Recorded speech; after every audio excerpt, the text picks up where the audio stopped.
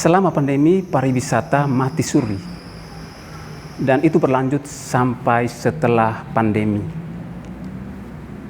Para pelaku pariwisata, kita dihadapkan dengan kebijakan kenaikan tarif masuk ke TNK atau Taman Nasional Komodo.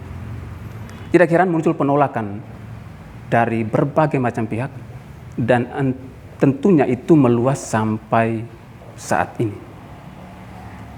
Sahabat Likoran NTT, untuk membahas masalah ini, kita hadirkan di sini Bapak Agustinus Bataona, Ketua DPD Himpunan Pramuwisata Indonesia atau HPI Provinsi Nusa Tenggara Timur.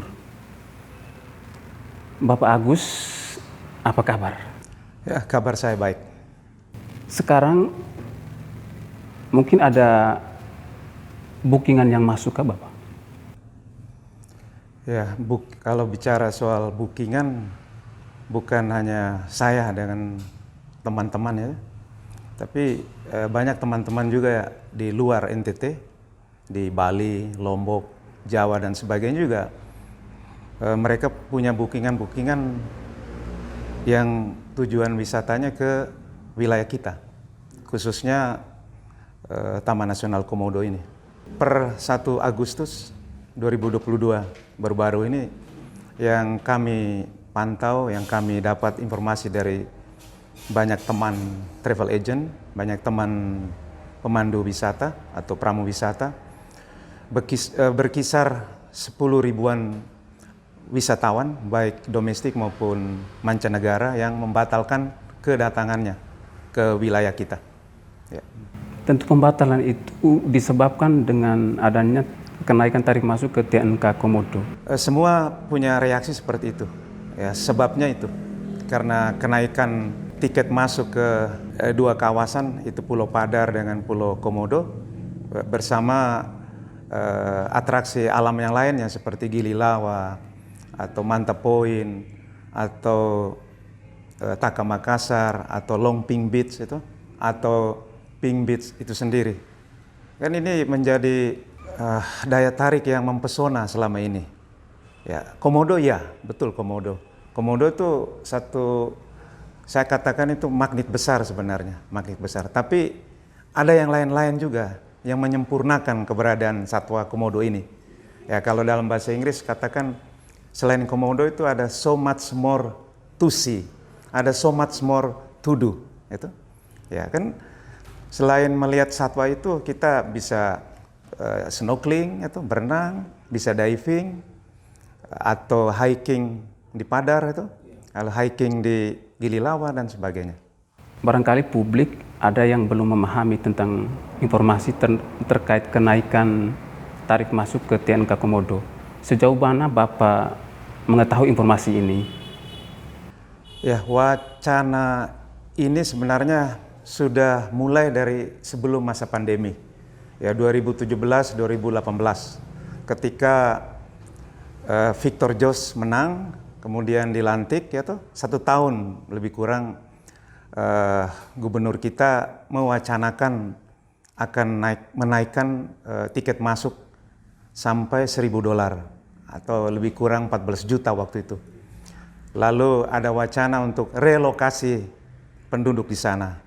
Ya, ini juga mengundang reaksi keras dari kami itu. Apalagi disinyalir ada investasi yang rentan sekali untuk konservasi ini. Kalau mereka membangun resort di sana misalnya, atau bangunan-bangunan yang beton, ini kan merubah tampilan natural Taman Nasional itu sendiri. Waktu itu berlaku 14 juta ini atau $1.000 itu untuk Taman Nasional Komodo seluruhnya. Nah, lalu baru-baru ini berubah wacana itu. Gitu. Bulan lalu gubernur sendiri katakan akan diberlakukan tiket bukan 14 juta tapi 3.750.000. Tapi sistem membership. Ya, berlaku 1 tahun. Ya, atau 4 orang jadi 15 juta. Ini dalam skema sistem kontribusi atau contribution system. Ya, satu paket ini nanti dilaksanakan oleh PT Pulau Bamor, ya toh, dari penjemputan bandara sampai ke pelabuhan Marina, lalu dibawa ke kawasan eksklusif itu yang kita harus bayar 3.750.000 itu, atau 15 juta untuk 4 orang. Ya. Terkait kebijakan itu, apakah selama ini melibatkan praktisi pariwisata? Soal partisipasi sama sekali tidak dilibatkan. Jadi ini yang sangat disayangkan. Itu yang juga sangat mengecewakan kami. Itu, ya, dari awal mereka merencanakan ini, ya, para wakil rakyat kita pun juga tidak pernah dilibatkan, apalagi kami kan, Ya, kami beberapa asosiasi termasuk himpunan pramuwisata, ya, ada ASITA, ada PHRI, kita minta dialog, ya. Kita minta coba kita omong-omong bersama dalam hal ini supaya kita beri masukan pada mereka untuk mengkaji ulang apakah angka 3.750.000 itu reasonable ke tidak, wajar ke tidak. Bagi kami angka itu fantastik sekali, tidak wajar, terlalu mahal. Loncatan dari 50.000, 150.000, 225.000, ya 225.000 sampai ke 3 juta itu terlalu drastis. Ya. Apalagi di situasi kondisi kami baru bangkit, pelan-pelan bangkit. Ya, 2,5 tahun sektor pariwisata adalah satu sektor yang mati suri duluan. Dan juga bangkitnya pelan kan kemudian daripada sektor-sektor yang lainnya. Ketika kita mulai bangkit, kita dibunuh lagi oleh penetapan kebijakan atau pemberlakuan tiket yang sangat mahal ini. Kita cermati belum ada landasan hukum. Ya, dalam hal ini peraturan daerah. Ya, gubernur sendiri mengakui itu. Beliau katakan sambil berjalan nanti baru diurus ini landasan hukumnya. Ya, lagi-lagi dalam hal ini kita mendesak ke wakil rakyat kita di provinsi, yaitu bahkan yang di pusat, untuk memanggil atau membuat rapat dengar pendapat membahas hal ini. Karena kalau tidak ada dasar hukum, ya kita anggap itu ilegal pelaksanaan atau pemberlakuan tiket masuk yang sangat fantastik itu. Kenaikan tarif masuk yang fantastis itu tentu memaksa semua pelaku pariwisata marah. Ya, kami sangat kecewa dan prihatin.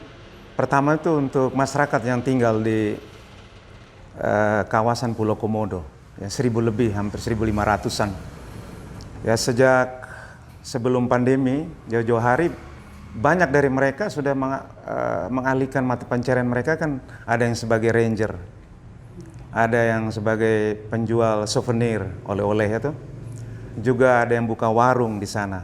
Ya, dengan pemberlakuan tiket semahal ini, ya kita pesimistis itu akan banyak orang masuk ke situ, berkunjung ke situ.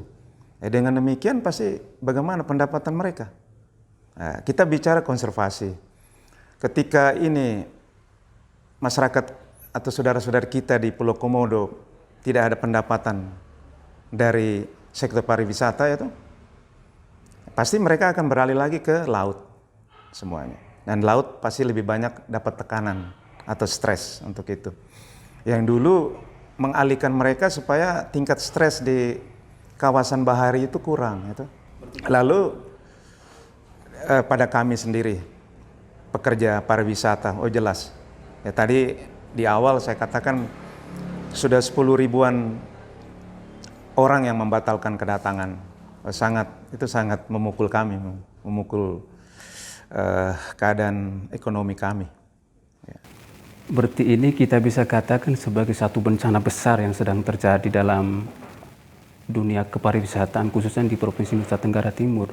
Ya, bisa dikatakan demikian. Ya, 2,5 tahun kita tiarap semua. Ya, kita hidup apa adanya itu. Ya, orang banyak teman yang harus jual apa yang mereka punya itu. Yang masih belum dijual mungkin jual dirinya. Ya. Ya, ada yang jual kendaraannya, baik roda 4, roda 2 itu, bahkan tanahnya untuk menyambung hidup di masa-masa yang waktu itu tidak jelas. Bagaimana nih pariwisata ke depan? Itu. Baik kalau para pekerja pariwisata khususnya turis guide atau pramuwisata yang punya pekerjaan lain sebagai dosen, sebagai guru atau yang punya kios ya tuh, atau ada kegiatan ekonomis yang lain lah, itu masih bisa hidup. Tapi kalau 100% bergantung kepada pariwisata, ya bayangkan bagaimana menderitanya kami. Itu tentu saja sangat berhubung dengan kebijakan pemerintah. Itu kebijakan pemerintah seperti apa sih yang harus dipikirkan? Kalau saya pikir seperti Presiden katakan itu benar sih, bahwa ada konservasi, ada ekonomi. Ya. Tapi menyimbangkan ini kan berat kadang-kadang. Ya, berat. Bagi saya, kalau mau konservasi, kenapa harus diambil kontribusi dari pengunjung atau tamu? Ya, kenapa harus diambil dari situ? Lalu dipertanyakan lagi, selama ini konservasi dilaksanakan atau tidak?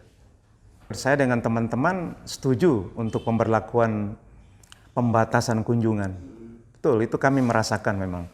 Karena ini terlalu stres itu satwa komodo dengan satwa yang lain-lainnya.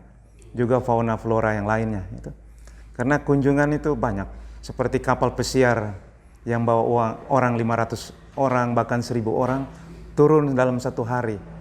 Itu komodo pasti stres. Benar sekali, betul Bapak, benar. Kami setuju untuk pembatasan, tapi tidak dengan menaikkan tiket masuk yang sangat drastis mahal ini. Bapak Agus, selain kenaikan tarif, pemerintah Provinsi NTT juga menetapkan PT Purbamura sebagai pengelola Pulau Komodo, Padar, dan beberapa wilayah di sekitar pulau tersebut. Itu seperti apa yang Bapak tahu? Ya, proses penetapan bahwa PT Purbamura menjadi pelaksana di Pulau Padar dan di Pulau Komodo dan sekitarnya, prosesnya itu banyak orang tidak tahu. Ya, saya yakin DPRD pun tidak tahu. Ya. Apalagi kami pekerja pariwisata. Ya. Ini mengejutkan. Sosialisasi tidak berjalan baik itu. Tiba-tiba nanti tanggal 1 Agustus, ya lebih kurang belum sebulan dari penetapan itu. Jadi kembali soal PT Purbamura. Yang saya tahu selama ini itu sebuah badan usaha milik daerah itu. Provinsi NTT. Ya, kami ragu sekali di mana itu track recordnya dia itu. Ya, prosesnya sudah kami tidak tahu sampai ada penetapan itu, dan kami yakin juga DPRD juga tidak tahu itu. Ya. Lalu mendadak jadi pemain di sana. Ya. Dan saya yakin juga bukan dia sendiri, dia pasti juga bermitra dengan perusahaan-perusahaan dari luar NTT. Ya, yang notabene punya kekuatan kapitalis, ya, uang kapital itu. Ya. Berarti kita bicara PT Purbamura itu bersinggungan dengan kapitalis tadi. Memang lah, itu sudah pasti. Karena yang kita lihat bagaimana pengusaha itu memakai negara ini untuk menguasai kawasan tertentu. Itu di mana-mana kan? Ya. Penguasa dan pengusaha ini. Ya, seperti itu yang terjadi. Jadi ada banyak kapitalis yang masuk tapi melalui negara, yaitu pemerintah, baik pusat maupun daerah. Kemudian kalau berhubungan dengan praktisi pariwisata sejauh ini, itu banyak yang tentu saja bertolak belakang. Itu seperti apa? Karena mereka melihat di dalamnya itu ada monopoli. Ya betul, ada monopoli bisnis di situ. Yang saya katakan tadi mereka pakai skema sistem kontribusi. Jadi dari bandara ke pelabuhan lalu sampai ke lokasi-lokasi wisata itu mereka semua yang ngurus. Jadi ada monopoli di situ, bisnis. Kemudian mereka buat satu aplikasi namanya Inisa. Jadi kita booking apa semua di situ. Ya saya khawatir para pelaku pariwisata yang tidak masuk di dalam aplikasi itu, ya di dalam sistem mereka itu bisa tersingkirkan gitu, terabaikan. Banyak pihak-pihak yang dirugikan sekali di dalam posisi ini. Betul, ini monopoli bisnis yang sebenarnya kan kamuflasenya ke konservasi, ya. Dan jelas tadi katakan bahwa merugikan, ya banyak pelaku-pelaku pariwisata akan dirugikan. Kapal-kapal wisata misalnya, hotel-hotel yang lain tuh, ya. Lalu bidang jasa yang lainnya, arshop, ya tuh, atau fotografer dan sebagainya, itu bisa itu punya dampak yang jelek, buruk. Tentu saja itu kalau kita lihat secara keseluruhan sekarang kan dampaknya itu sangat luas. Pengusaha pariwisata, pelaku pariwisata, praktisi dan lain sebagainya mengalami dampak itu. Mengapa berulang kali kami unjuk rasa? Gitu? Mengapa kami berulang kali juga lewat unjuk rasa atau pertemuan kami minta untuk kaji ulang ini? Ya harus komprehensif lah, harus holistik. Gitu. Karena di sana kan banyak aspek. Gitu. Kalau mau kembangkan kawasan konservasi di situ, tentu kan dilihat kearifan-kearifan lokal yang ada di situ, itu masyarakat di situ, yang sudah lama sebelum Indonesia merdeka, nenek moyang mereka sudah tinggal di situ. Ya. Dan itu harus dihargai. Ya. Tidak seenaknya saja bilang relokasi dan sebagainya. Terakhir, Bapak Agus barangkali bisa menegaskan beberapa poin terkait polemik yang sedang terjadi saat ini. Ya terakhir, kami sangat menggantungkan harapan kami itu pada wakil rakyat kita. Baik di DPR RI maupun di DPRD Provinsi NTT. Gitu. Ya, hanya mereka lah sebenarnya harapan kami bisa merubah yang ada ini menjadi lebih baik. Ya, gerakan kami boleh dikatakan itu ekstra parlementer. Gitu.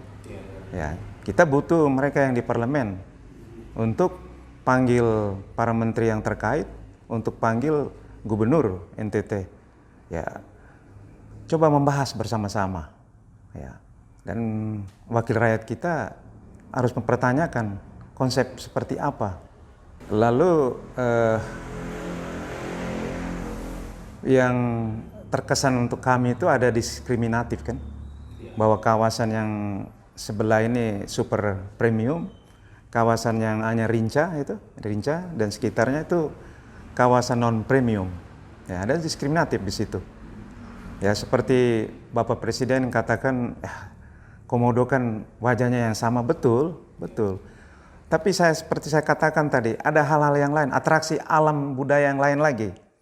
Yang menyempurnakan itu Komodo, yang tidak ada di sekitar Pulau Rinca seperti Pink Beach itu, seperti Long Pink Beach, seperti Mantap Point, Taka Makassar, Padar, hiking ke Padar mendaki, lalu lihat pemandangan dari puncak Padar, itu yang harus dipertimbangkan sebenarnya. Itu. Baik, sahabat Ekora, banyak informasi yang sudah kita dapatkan bersama Bapak terkait polemik pariwisata kita, dan tentu itunya menjadi satu titik tolak untuk kita semua. Poin-poin penting tadi menjadi garis besar benang merah untuk kita perhatikan, terkhusus berhubungan dengan pariwisata, khususnya di wilayah Nusa Tenggara Timur. Dan tentu saja semua kita merindukan pariwisata kita baik dan pada akhirnya tercipta kesejahteraan untuk semua masyarakat di Nusa Tenggara Timur. Bapak Agus, terima kasih banyak untuk banyak informasi baik yang Bapak sampaikan pada kesempatan kali ini. Terima kasih banyak. Terima kasih juga untuk undangan datang.